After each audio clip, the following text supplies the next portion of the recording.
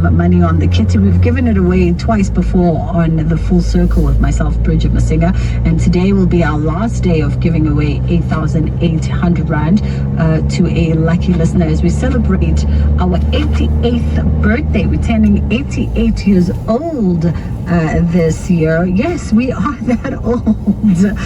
We are that old indeed. Perhaps the oldest in the game. If you have SMS'd me SAFM 88 followed by your name to 41391 and you are standing by your phone, then we will definitely, hopefully we get you to answer.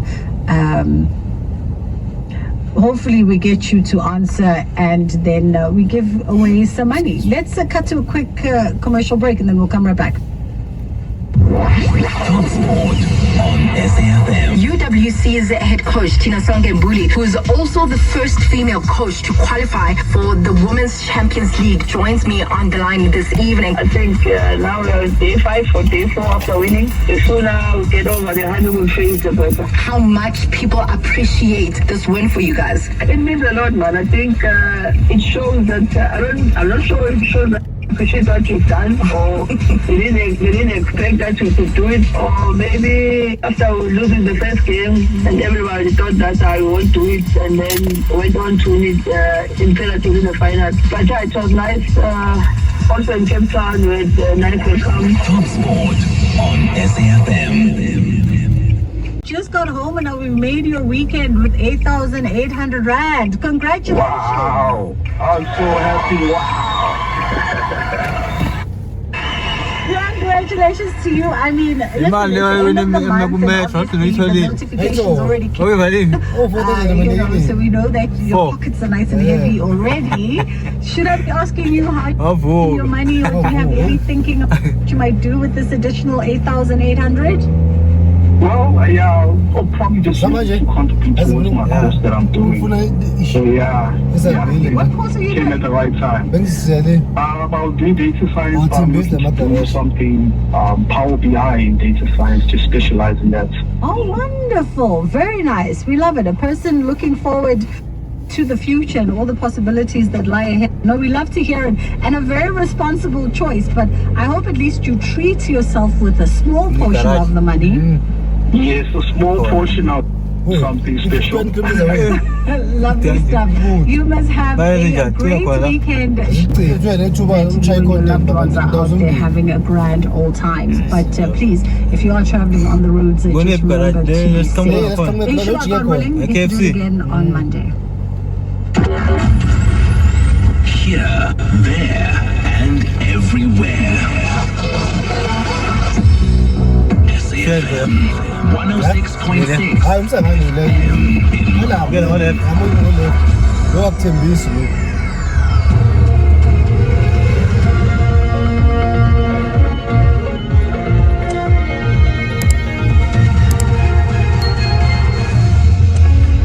The top stories at 3 o'clock. 4 provinces see an increase in crime, and Transnet secures a 5 billion rand loan. Good afternoon. Crime in South Africa has increased in 4 out of the 9 provinces from April to June this year. This is according to Police Minister Bruno, who released the latest crime stats for the fourth quarter of 2024 and the first quarter of 2020. It's a crime. That is what people must know. It is a crime. It is a crime that we're going to be dealing with. Residents of Phoenix Phase 2 in Middleburg in Cape Town have expressed fear following a shootout between police and an alleged crime syndicate last night. 4 suspected extortionists were killed and 4 others wounded in the incident. Community activist Amanda Kemp says the experience was terrifying. Look, I was inside my house, and then I just hear gunshots going off, and then it became actually worse. It was just non-stop for almost like 5 minutes going on. Then I thought it was gangsters against gangs or whatever. This is the first time in almost 50 years that we hear something. Because in spite of crime, that means the impact of crime has had on that city. So crime is a focus, not Tambas, that's just a reality as we reflect on what it is that impacts the national pulse today, right? You can call in. My name is Ashraf Gandar. Welcome to the show. Welcome to the National Pulse, right? And to call in, it's 086 000 2032. Maybe let me put this to you right away, okay? Forget about the stats and the numbers, okay? I want to personalize it. Tell me how crime has affected you. You know, either directly by actually. So in that sense, it will always affect us no matter what. For example, you know, there's no way you can walk at 10 o'clock at night in any part of South Africa. I don't think so, not at all, right? And that's one example, because that's normal in many other countries in the world. So share your thoughts. I certainly would like to know. You can also WhatsApp us 0614 104 107, and that's voice notes, and you can also text us too if you wish to tell us what impact has crime had on your life, on your own personal psyche, on your personal pulse, basically, whatever that means, right? For those listening, wherever you may be, in city of in whichever city in town, be all around the country, you can certainly connect with me by just telling us where you are, right? Also around the world, where are you listening from? What are you doing right now? I'd love to know. Just probably the best way to do that, post it on social media, on the X platform, just tweet it out to us, hashtag the National Pulse. But also, if you just WhatsApp, we'll pick it up right away. And talking about WhatsApp, you know the story. We have the issue of the National Pulse WhatsApp chat channel, that is. You can join that channel. Just say join channel. By the way, Naledi Pandro is my guest coming up after 5 o'clock as part of the every Friday fireside chat we have. Last week we had Felicia Mabusa Sato. The week before it was Alan Busaki, if I'm not mistaken. Then Mampela Rampela. Many different people. Today we talked to Naledi Pandro. Now I'll tell you what, reflecting on, we should be chatting. In fact, what we'll do is, let me do this. The Premier of Gauteng has been speaking extensively around some of the issues about revitalizing Johannesburg, and he's made the point that no matter what the investment is, if you're unable to sort out the issues of crime and the city being an unsafe city, you will not only not get investment, whatever you have, there's a capital flight that does. Okay, this is what he said. We need to execute this particular plan and not later. But I'm now convinced, after watching him, that we are indeed ready to execute this concept. And the mission is very simple. It's to reclaim what belongs to South Africans, which is the CBD. We can't donate this CBD to criminals. We can't allow criminals to take over our CBD. And we must ensure that this CBD comes back as an economic activity of our province. We are determined as a province to have lots of investment here. But everyone that we invite to come and invest here, they say crime and markets are the things that makes things difficult for them. So today we want to demonstrate. It's not about a soccer match alone. It's a continuous, or the rugby match. It's a continuous process of reclaiming this particular city. Bit by bit, block by block, until you're taking it over. You can't take it over overnight. It's a process. You need to work very hard. And I want to urge you, be the representative that will make us proud. Don't attract negativity, attract positivity. Be supported by South Africans, but be scared by those that are doing it in our country. So I want to wish you well for this weekend. Be determined, be upright, be committed, so that by the time we take stock of the work that we've done in this area, all of us can be proud that we did something. You must be visible. You must ensure that everything that you do yields the results that you want to reclaim this city.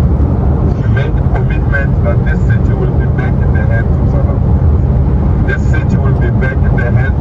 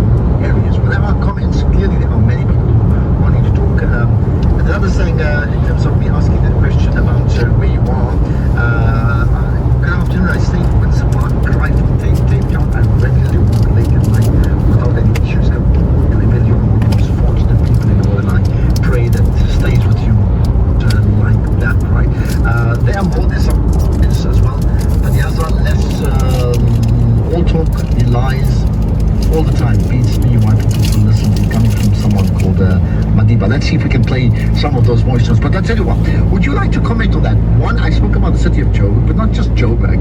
I'm very interested in the impact crime has had on you on a very, very personal level, right? So I pray that as I talk to you that you've not ever been a victim of crime. The stats suggest otherwise. It could be you, your family, your extended family, someone in your community, your friends. What I'm interested in is not so much the crime numbers, just the psychological and the mental impact that crime has had on your life. That means the things you do and the things you don't do only because of crime. The things you do, the things you do not do, only because of crime. I'll give you one example. I mean, I'm at the SABC Auckland Park, right? And my son is probably listening. Shakil will be listening. You know, historically he's like pretty chilled about, you know, these type of security issues until he got held up in Auckland Park a few months ago. You know, gunpoint, and they robbed him with his mobile phone, etc. Now, sometimes he picks me up when I need to go home. Sometimes I have to bring my own car, but often when he does, he will risk call me when he's a minute away from downstairs at the SABC, so that I must not keep him waiting for more than a minute. That's not because he's impatient. It's an anxiety that's completely caused by being a victim of crime. It's that sort of thing. So how has crime changed you in terms of your attitude to life? I really want to know from you. And let's take some of the calls. We'll certainly get keys to sort of monitor the calls. 086 000 2032. We should be chatting in a short while to the representative from Gauteng, from the city of Joburg as well, around safety and security in that province. That comes up shortly. But there's some WhatsApp voice notes that I also want to play that I think you need to hear. Good afternoon, Ashraf. I think the government now realized the mistake since from 1994, allowing every black person from the country to come here as a kind of Ubuntu and whatever they were thinking. See, let's hope the city will be back to its original glory, the city of Johannesburg, where we grew up visiting and enjoying everything ourselves, being safe. Let's hope this project will last. This is Morogata from Okay, there we are. You see that there's a sense of, I'm not saying, you know, as you said, letting every black person come in and listen. We don't even know who's behind crime. There are so many crime syndicates around the country, and then we see some people at the interface, the public interface, but there are lots of other mafia types who are actually running. So it's different people, different colors, different creeds, different religions. Believe me, it affects you across the board, and it is driven by people across the board as well. We've got some more calls. Let's get some further thoughts on this. I'm really interested in how crime has affected your personal psyche. Stan, do I have you there in PE? Hi, Stan. Now, in fact, what to do, we'll get Stan right after this. Catch the Tastemaster Junior this Tuesday evening at 7 on SABC2. It's Elimination Week and the bottom 6 must bake their ultimate cookie and milkshake pairing. It's a match made in heaven, but will they perfect their flavor combinations under pressure? Take part in the weekly viewers competition and stand a chance of winning a classic stand mixer to the value of 10,000 Rand. That's the Tastemaster Junior this Tuesday evening at 7. Repeat Wednesdays at 1 and Sundays at 4 p.m. Only on SABC2.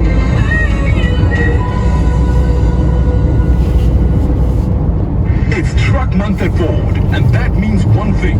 You save big when you upgrade to a 4x4. Get a Ford Ranger Wildtrak 4x4 Auto Double Cab for only 12,999 per month with 0% deposit. That's only 12,999 per month with free 4x4 driver training at your nearest Ford dealer today. T&Cs apply. Only the final whistle can reveal who are the real football kings of East Africa. Neighbors won't get along. The National Pulse with Ashraf Ganda. Weekdays, 3 to 6 p.m. Okay, what we'll do is we're going to chat about the goings on in the city of Joburg. We'll do that shortly. We are waiting to connect to Jacob Mamapolo, the MEC for corporate governance in the region. But for now, let's get to the global watch for feature. So today, the Defence Minister of the European Union, the ministers that is of the European Union, are convening for an informal meeting in Brussels. The reason, I understand, is that the ministers will discuss the EU's military support for Ukraine, the military crisis management and defence readiness of the EU, and defence financing. This meeting largely extends the foreign affairs ministers' meetings that took place yesterday. So, how important is this? What are the cues that we need to pick out from this in terms of what it means for that region? Professor John Kaiker with me, former research director of the Department of Politics and International Studies at the University of Cambridge. Prof. Kaiker, appreciate your time. You're connected to the National Pulse. Good afternoon. Thank you. Give us a backstory in terms of your understanding of the developments that are taking place right now with regard to defence ministers. Well, perhaps I can preface my remarks with a couple of comments. The first is that this meeting doesn't have a very high profile in Europe, at the moment anyway, depending on the kind of decisions that might be taken. The second thing to say is that the EU has been divided, the 27 nations that make up the European Union has been divided on these essential issues that you've just outlined now, Ukraine and the Middle East, for some time. And so the discussions that take place today are likely to be, let's say, rather dissonant amongst the members who will be there. Certainly Ukraine will be discussed because there have been new developments in Ukraine, such as the Kursk offensive, the Ukrainians taking a new strategic angle by attacking Russia itself, and also because of Russia attacking Ukraine more directly, in fact attacking most of its power systems in the hope that it can reduce its resilience by the time winter comes round. And then there's the question of the Middle East, and I can say a few words about that if you wish. I think, go ahead, yeah. Okay, well, on the Middle East, there are also divisions amongst the European Union members.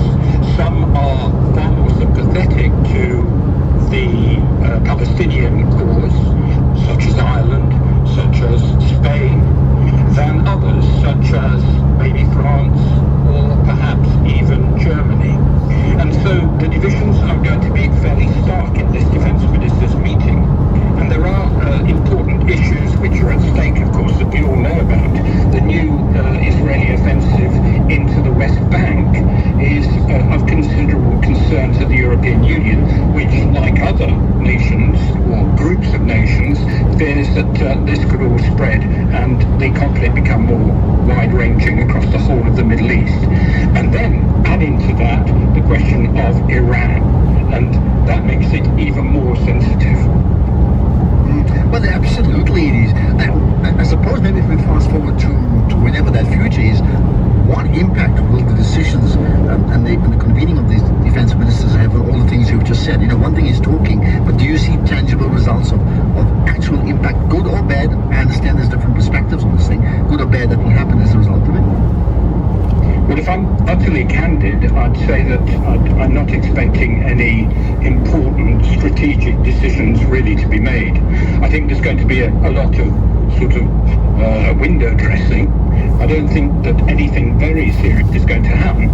One question that will be raised is whether Ukraine should be allowed to use long-range strategic weapons that have been given to it by the United States, France, Britain, and a number of other countries, whether they should be able to use those against Russia itself, against the country of Russia, as opposed to Russian forces in Ukraine or around the areas of Ukraine. What about, I mean, in recent weeks, what has come through is what appears to be a slightly more aggressive military position by the Ukraine. How significant is that? I think that's very significant. It's significant for two reasons. One is because over the last 3 months or so, people have become extremely pessimistic about Ukraine's ability to win this war, and even to stay in a position that doesn't dilapidate it considerably. And this new offensive that the Ukrainians have taken, where they actually have attacked into Russia, has changed the game somewhat. it is to a certain extent on the defensive. And President Putin, who has constantly suggested that the Ukraine war is having no impact on Russia whatsoever, will now have to explain to his people why it is that Donald Trump, or perhaps now increasingly the Democrats, win. Then either of those is going to be less gung-ho, it seems, about helping Ukraine than perhaps President Biden has been up until now. How, you touched on Iran earlier on, and you know what Iran did or did not do, particularly when there were issues about attacks on leading Iranian members of Iran, and then of course the Hamas leader who happened to be in Iran at the time. But those attacks to the level that we've been promised, if I can say that in inverted commas, hasn't quite happened. I mean, what do you read into that? Yes, I mean, there's a lot of questioning amongst defence ministries across the whole of the European Union, of course, and Britain, and also the United States, about how and if Iran will, in fact, retaliate. It has sent out some indirect messages that it could, however, attenuate its position if talks were perhaps begun again over nuclear issues. So there's a lot of backdoor channels that are being opened up around this issue. And of course, there is also the prospect that Iran may provide ballistic missiles to Russia. That's something that's being talked about. So there's a kind of trading, background corridor trading that's going on at the moment, and nobody quite knows exactly what it's going to deliver. And then we shall see. What about we're coming up to now 1 year almost, I think we're just a month and a bit to go from that, from the Hamas attack on Israel itself, right? And then what has happened subsequently, right? So again, going back to your original point, you know, the conversations that take place, whether they happened in the European Union or between the USA and of course South Africa's position is well known. Again, how much influence does it ultimately have? How much influence does who have? Well, the different political and military groupings around the world, it's mainly political groupings, I would think, right, has in terms of possibly stopping and creating a settlement in that region? Well, I think we only have to look at the timeline that you've already given, which is 1 year, coming up for a year anyway. And it seems then that the influence of other states on Israel is a lot less than we sometimes think it is. Even the United States is, at various occasions, astonished by some of the things that Israel does. And so I think we need to be a little bit wary about the pressure that we can always put on Israel. And I think sometimes the United States of America is itself wary of the kind of ultimate pressure that it can put on Israel. Because Israel, in the end, it believes, is fighting for its existence. Mm-hmm. And it is at that level the stake for Israel. And therefore, whether it loses friendships with certain other countries is by the way. And that's where we shall leave it. Professor John Kleicher, certainly really informative, and I really appreciate your insight that you've shared. We'll probably do it again some other time. Former research director of the Department of Politics and International Studies at the University of Cambridge. That is John Kleicher. Let's now get the news headlines. It's 3:30. With the news headlines, President Cyril Ramaphosa has welcomed the arrest of 4 alleged extortionists in Milnerton in Cape Town. Nearly 200 million rand has been declared by various political parties between April and June this year, with the DA, IFP, Rise Mzansi and the ANC receiving the lion's share. And an elephant in Myanmar has given birth to twins, a rare event at a sanctuary near Yangon. I'll be back with all those details at 4. SAFM, guiding you through the rush hour traffic. Good afternoon. Starting off in Gauteng, the M1 southbound has a crash reported at Crown Interchange. The M1 northbound eastbound has a crash before Oxford Road. The N3 southbound has a crash after Hout Place interchange. The N3 northbound has a crash near Van Buren Road. In Durban, the N3 eastbound has a stationary vehicle at Cliffdale. The N2 northbound has a stationary vehicle before Umgeni Road. The N2 southbound, a stationary vehicle after the M41 Gateway exit. The N2 southbound has a truck stacking report. Else will get you in the mood. But moving on to football, University of Johannesburg ladies coach Ntabeleng Mudigo says that she's expecting a tactical matchup in the Hollywood Bets Super League Gauteng derby against JBW. UJ comes into the fixture on the back of a 1-0 defeat to defending champions Mamelodi Sundowns ladies, and will definitely be looking for a quick return to form. Mudigo admits that her youthful side will have to be at their best against Mitchell Stevens Chargers. Yeah, I think the upcoming match, the upcoming fixture, no other expectations besides it being a big one, very difficult, very tactical, very demanding.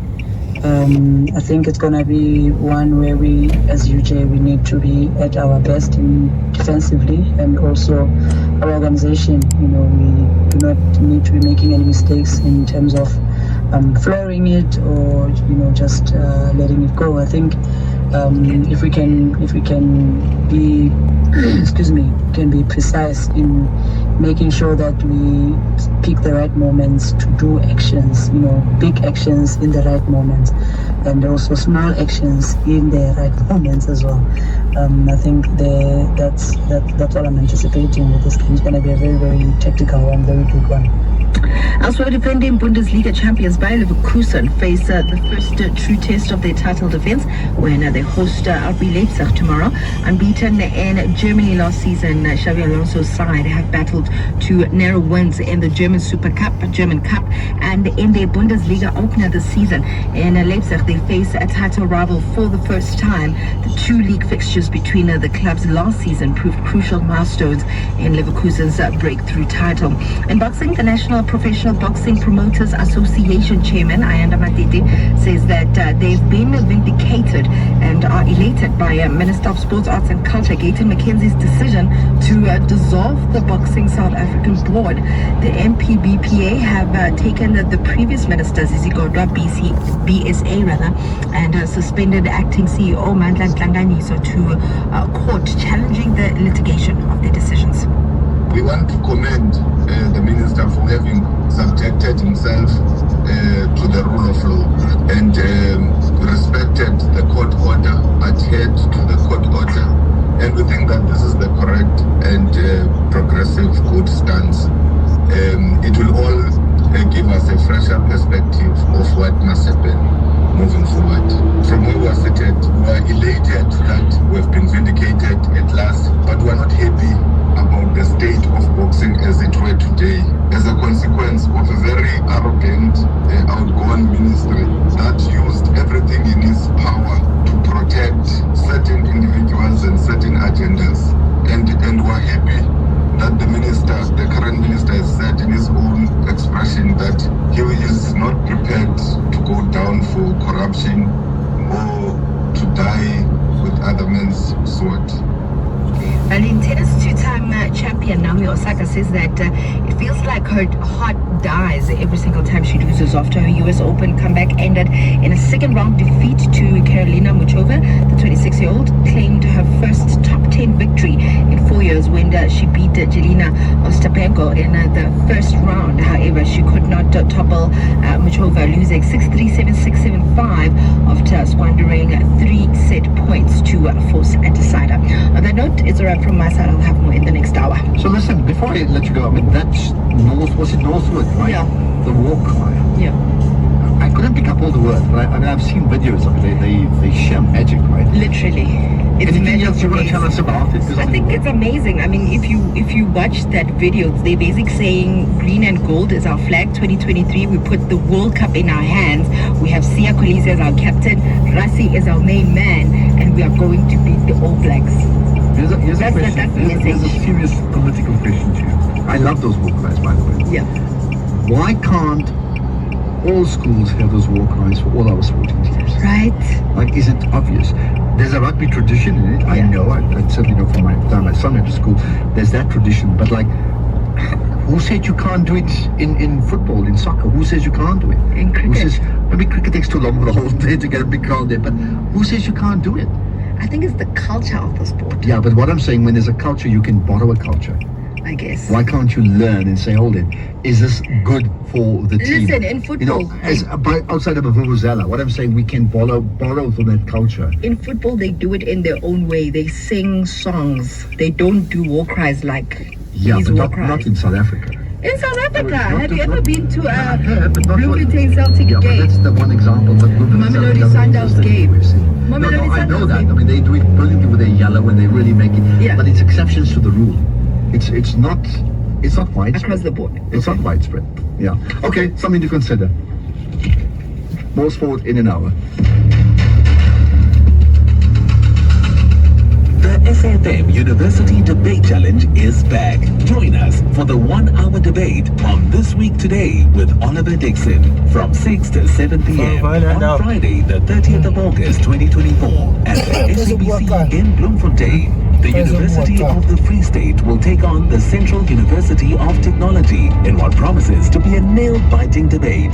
The SAFM University Debate Challenge is an independent, non-partisan progressive initiative seeking to develop confident communicators, critical thinkers, and empowered global citizens. If you want to attend the debate, you can email info@safm.co.za.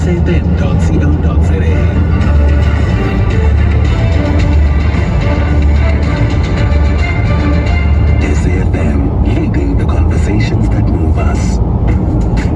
SAFM is celebrating its 88th birthday, and what better way to celebrate than with you, our loyal listener. We will be giving away 8,800 to 10 lucky listeners during the month of August. To stand a chance of winning, stay tuned to SAFM and SMS the keyword SAFM88 followed by your name to 41391 and listen to the station throughout the day where you could be selected as a winner. SMSs are charged at 150 per SMS. Free SMSs and SMS bundles do not apply.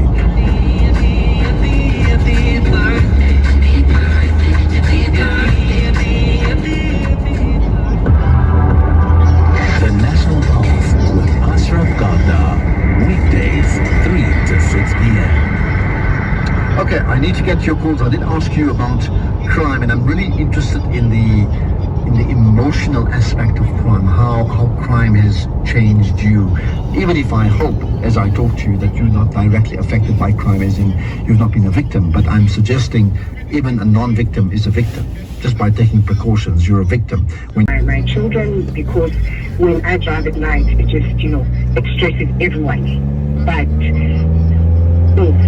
that also to highlight that crime at the moment is entrenching gender inequality in South Africa, and is also entrenching unfair patterns of property and land ownership. I say this because as a single woman, I'm afraid to buy a freestanding home because I'm scared of, I don't have protection. I don't have a male in the house to keep me safe. I can't sleep at night if I'm in a freestanding home and I know that I'm likely to get broken in, I'm likely to get raped and such. So it's making us poorer as women, particularly single women. And this is something that really we need to, get a hold of, but also talk about how crime is making women poorer. Well, I think you're right. I mean, firstly, I'm so sorry about your incident, and I mean, even the attempted hijacking is even worse. And I'm just glad that you survived that, right? And it just shows you. It's a game changer, isn't it? It's a game changer in terms of your attitude to the way you see things, right? That's true. It is. And even right now, if you look at where most women are buying property, you hear the story, you read in the newspaper, they're celebrating that more women are buying property. But what type of property are they buying? It's in places where they pay additional costs, like levies, that you don't encounter in freestanding homes. And what happens to women once they retire and are